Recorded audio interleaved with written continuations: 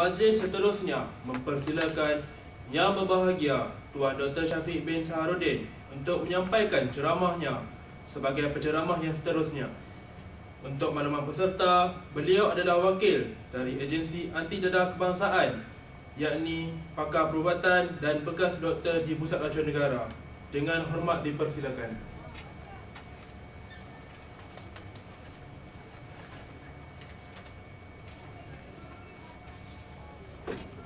Bismillahirrahmanirrahim.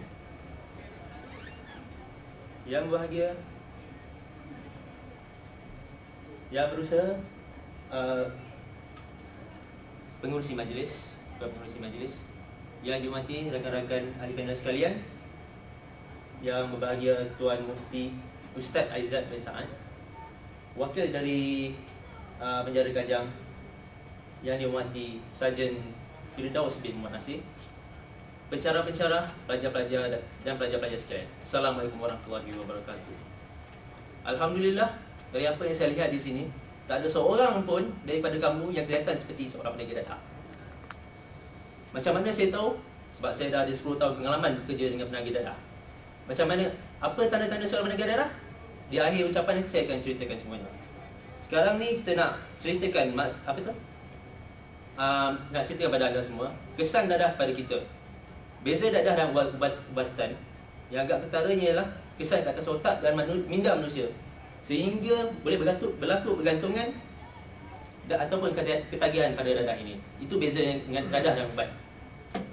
Dadah boleh dibagikan pada 3 jenis kategori, iaitu pertama sekali dadah perangsang, jenis perangsang.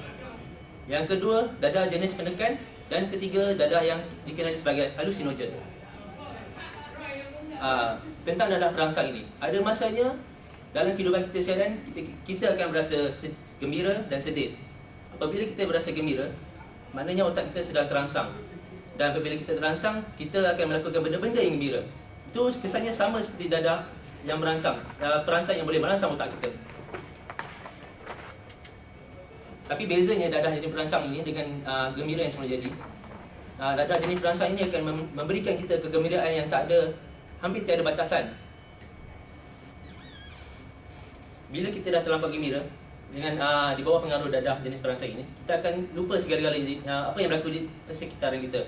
Contohnya makanan dan minuman. Kita tak akan peduli lagi pasal makanan dan minuman. Contoh yang dadah perangsang ini ialah ekstasi.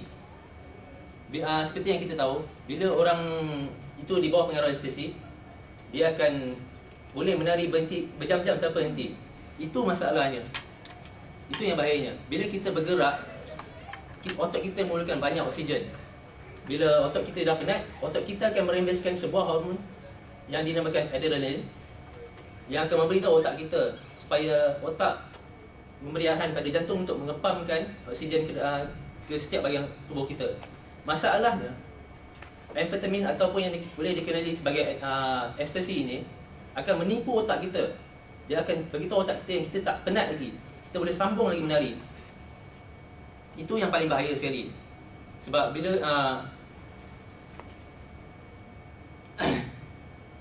bila kesan dadah amfetamin itu dah hilang, sebab kita dah asyik menari, bila kesan dadah hilang, baru kita rasa penat. Itu yang bahayanya. Sebab bila dah rasa penat tu, bila kita akan terasa sangat penat, sehingga semua fungsi-fungsi dalam badan kita tak dapat berjalan lagi sebab kita dah terlampau penat. Akhirnya jantung tidak fungsi, pernafasan tak terkawal dan akhirnya mati. Dadah jenis kedua ialah dadah jenis penekan. Beza dadah penekan dengan dadah yang berangsang tadi, memang dadah perangsang dia merangsang seorang. Dadah penekan ni dia mengurangkan aktiviti seseorang tu. Sehingga tumpuan orang yang bawah pengaruh dadah penekan ini, dia tak tempur sangat. Dia akan rasa malas saja. Contoh dadah jenis penekan ini ialah morfin dan heroin.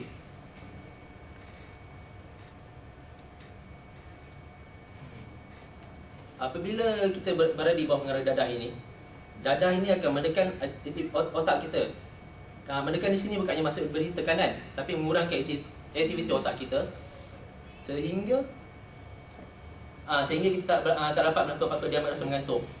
Apabila digunakan secara berterusan, dadah ini akan menekan aktiviti otak kita sampai otak kita tak ada aktiviti langsung.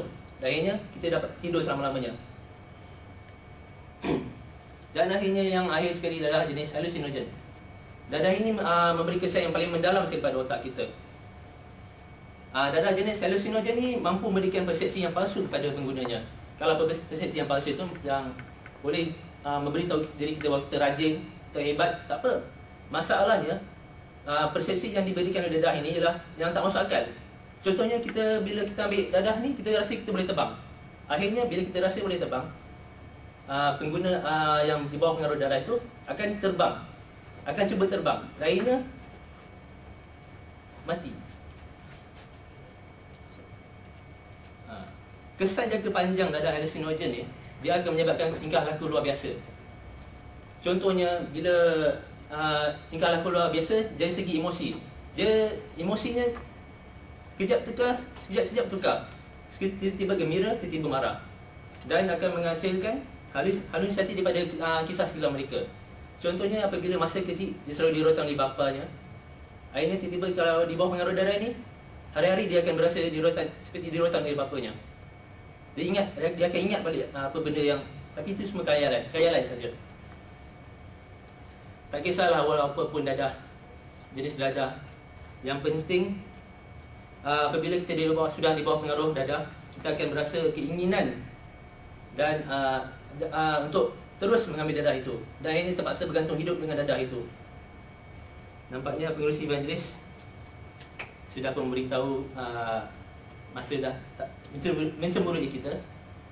Di sini saya ingin ingatkan anda pada semua. Ingatkan kepada anda semua, dadah itu berbahaya pada anda semua. Janganlah sekali-sekali mencuba atau mengambil dadah itu. Sekian, wabillahi taufik wa hidayah. Assalamualaikum warahmatullahi wabarakatuh.